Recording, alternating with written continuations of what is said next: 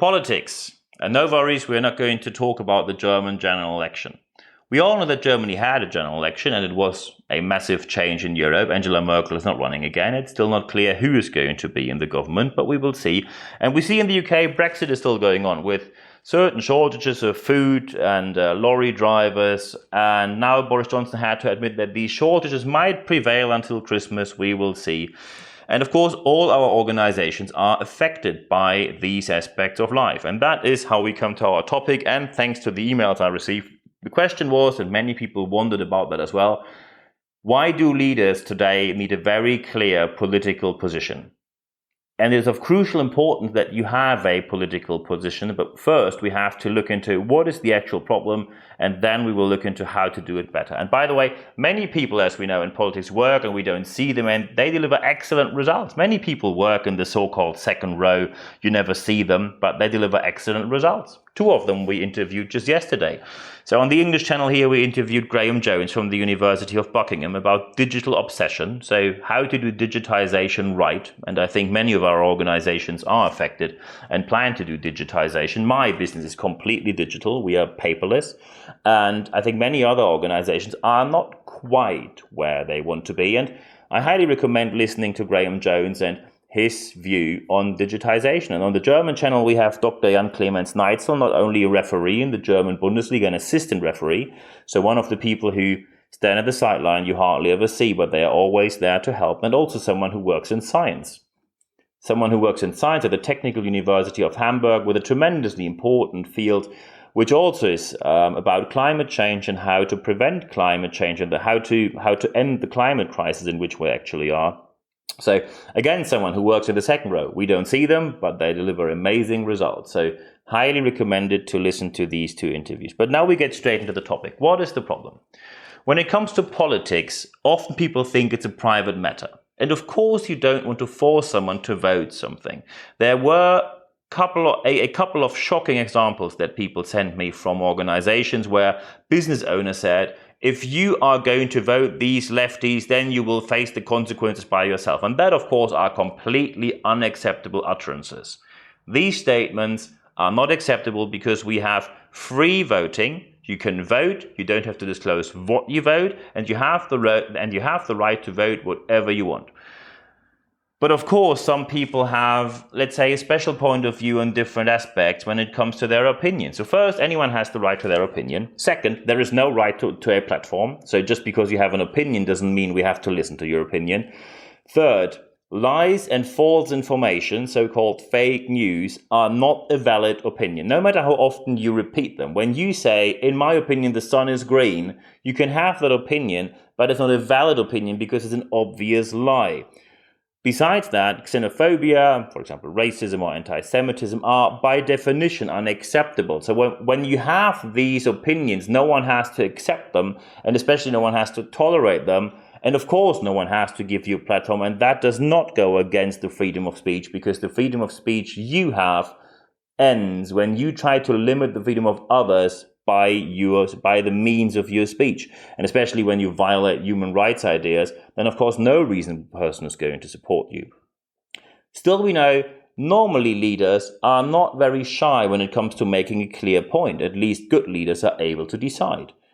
During your career, there were moments where you had no problems that you win over someone else, and suddenly when it comes to politics, some people become surprisingly shy about, oh, can I really say that? Should I really say that? And especially when it comes to politics, why did you become so shy just recently? And some of them only want to please someone who's on a higher hierarchical level to see if their career can proceed. There's a name for that, and it's called spineless. That is not how any sustainable career works, when you simply try to lie to yourself. Also, when it comes to different opinions, and we're talking about politics here, science and facts are not up for negotiation.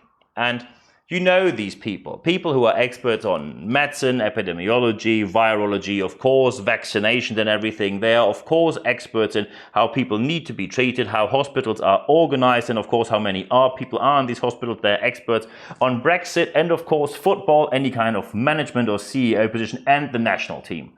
These people are useless, and there's no question about that. People who just like to hear themselves talking. Still, just because you don't like them doesn't mean that you can oppress them or blackmail them into voting in a certain direction. Of course, people want to be informed about, is there maybe a chance that I vote in a way which harms myself or which harms the business I work for? And we come to that in a minute. But you cannot tell people, if you don't vote X, Y, Z. And we had horrible examples. I just give you one example which went to press with the BBC.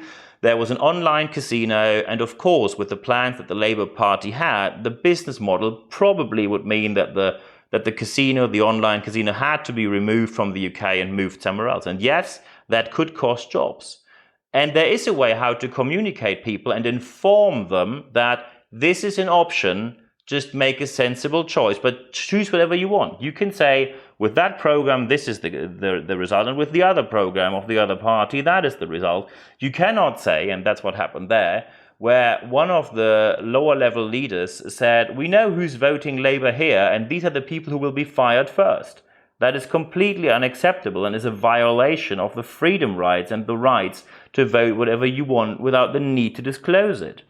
Generalizations do not help. You cannot say that one party is always great and one party is always bad unless these parties go against human rights, democracy, perform and act in a xenophobic way, etc., etc. So, for example, when you say UKIP with get the immigrants out, maybe not the best choice, British National Party, which meanwhile isn't even a party anymore, the AfD in Germany with their far right wingers, and even members who decided by a judge and by court can be named Nazis and fascists because they are confirmed by court Nazis and fascists, then of course you can say these people have no space in my organization. However, we now have to look at the point, how can we do it better? Keep people informed politically so that people are informed but don't feel influenced by your political opinion that you have to follow them. And by the way, in many organizations and companies, people act in a political way and are engaged with, for example, local politics or a volunteer organization. And this is actively encouraged and supported by organizations, which is exactly the right thing to do.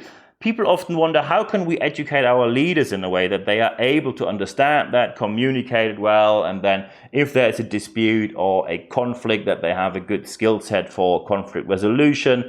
Of course, there are different aspects with training opportunities, coaching, consulting, or mentoring, a bit of more long-term project and interim management, or you can have professional speakers for your events. And I'm happy to help you there. Just drop me an email to nb@nb-networks.com. nb@nb-networks.com, and we have a chat from there. And also, if you want more, for example, videos, and we have live events quite soon, and of course articles which I publish every week, they are only available for free when you sign up for the Expert Excellence letter, which goes out every Wednesday morning. It's 100% content, ad-free guarantee. We are nearly close to issue and the edition number 200, so there will be something special there. Just go to expert.nb-networks.com, expert.nb-networks.com, and put your email in there, and you will stay informed every Wednesday. But now we have to look into how can we do it better. The first thing that helps you is when you think of, why do I need a political position? A look into science helps you. And there is Karl Popper, a philosopher, who wrote about the tolerance paradox. The tolerance paradox means, of course, we want to have a tolerant society. The problem is, when you are tolerant towards the intolerant, then the intolerant, because they are so loud and not based on facts or evidence or reasoning, then they will take over, step by step, they will take over society. So that means a tolerant society can only exist when you have no tolerance towards the intolerant, which is of course a paradox, but that gives you a hint why it is so important that you as a leader must have a very clear political position. And you know, when you look at free enterprise, senior leaders from free enterprise have an unambiguously clear view on politics, and they don't hold back with it. No matter if it's Lord Alan Sugar or it's David Cameron, who is a former prime minister, any business leader, any banker, any baker, anyone who works in any organization, any kindergarten person, any educator, any teacher, anyone has a very clear political opinion. So when you suddenly stop to have one, and especially when you try to avoid it by saying something like, oh, I am apolitical, that already is a political statement, and here the news, not a good one. When everyone has an opinion and you just avoid any political discussion, be sure that no one is going to accept you as a leader. Because when the leader says, I have no opinion, no decisions are made, no orientation is given, and no one knows who you are, where you stand, and so trust is by definition very low. So when you know that the tolerance paradox is there and you have a justification, a scientific justification that you need an unambiguously clear view on politics, then of course the question always is how to communicate that.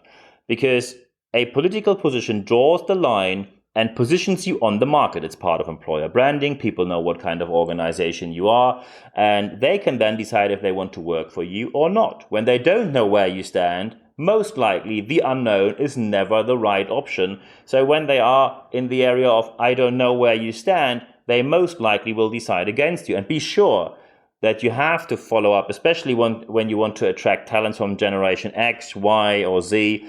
They don't work under circumstances where you say, oh, you know, some people who work here are a bit special. Just leave them in peace. They are just a bit weird. I just give you an example. When you work in a production plant and one of the senior workers there says he doesn't want to work with foreigners, and you say, oh, just leave him in peace. He's here for a long time. That is unacceptable.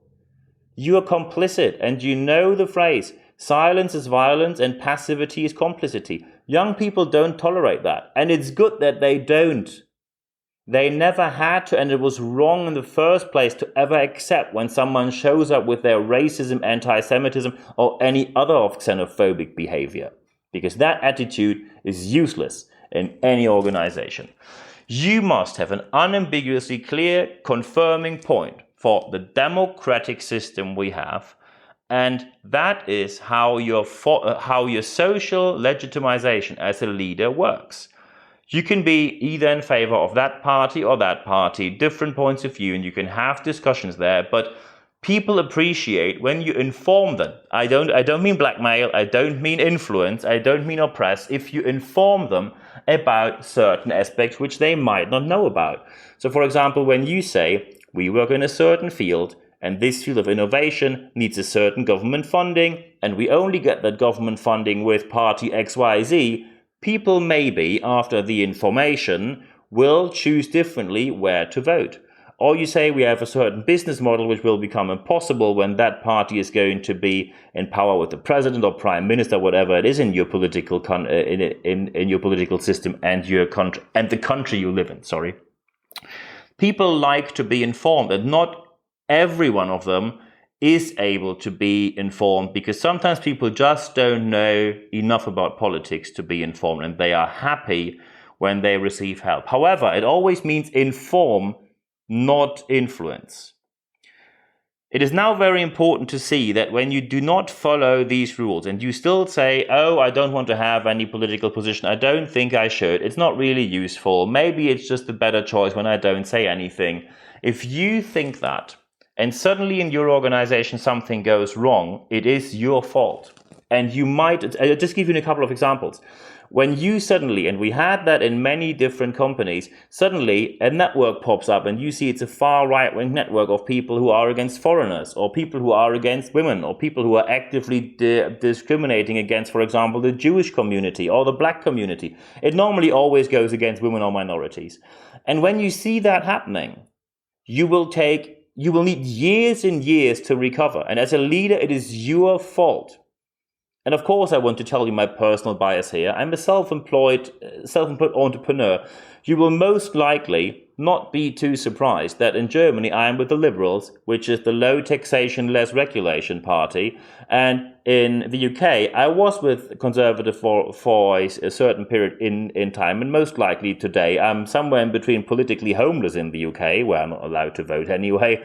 But I would be more close to the Liberals, because there is no chance for me to support Boris Johnson. And you can have a different opinion on that, and that's fine. However, when you, for example, leave a trading bloc, like you did with Brexit, then shortages and difficulties, especially with administration, are of course something which are going to happen. And they happened, as you see. People like to be informed. And it's very sad that at the end, I always have to point out that there will be a financial harm to your organization if you do not have an unambiguously clear political viewpoint. I always have to come along with, oh, it costs you money if you don't have that. And suddenly people start to move. Shouldn't we as a society be at the point where we see that having a political point of view, no matter if you like it or not, no matter if you like politics or the politicians who are running, no matter if you like that or not, it is important that we keep our democratic system. And if we do not move and if we do not position ourselves, the radical parties always win. And they are never in for a sustainable economy. They are never in for the right cause. They are always in for their own, normally 1 or 2 point agenda. And then everything from there falls apart. So look at your political landscape. Look at which leaders you are. I would never promote or demote someone based on their political opinion, as long as the political opinion is within the democratic spectrum. If someone would say he's up for the Nazi party, of course that person would be removed immediately. Because, I come from a Holocaust surviving family. What do you think I'm going to do with these people? If you don't know where you are standing, and maybe you remember certain elections, especially in the UK, where on a certain issue, people had no clear positioning. I remember when Jeremy Corbyn ran in the UK and they said during the party conference, we will not make a decision on Brexit. Please vote for us, but if we support Brexit or not, we will vote for that after the election. And they lost miserably because no one supports the sitting on the fence position. As long as people are unsure where you stand, they will not follow you. And we talk here about sustainable leadership, and you as a leader have an interest that your organization is led sustainably and successfully. So without a very clear, unambiguous political point of view, you will not succeed. And by doing so, you harm your organization financially, you harm your career personally, and overall, you will be in a way worse place than you could have been by only taking a standpoint, a viewpoint, and communicate it properly by informing and not influencing people. And now looking forward. Oh, by the way, people will ask you, where do you stand? And of course, when someone says, where do you stand? Well, your call. They expect an answer. You can, of course, say, I don't want to tell you. But as I told you before, that is not the smart choice. And I'm looking forward now to having discussions. Last week's discussions were always very respectful, even if we disagree. Feel free to send me an email to nb@nb-networks.com because now, nb@nb-networks.com, because now it is important that you apply what we talked about in your organization. Let me know if I can be of any help, and I'm happy to help your organization with anything you want me to, and we can have a chat from there. It is now important that you get back to your organization, you look at where you are, you look at where you want to be, and then you implement the steps necessary, and I'm always happy to help. So at the end of this podcast, there's only one thing for me left to say. Thank you very much for your time.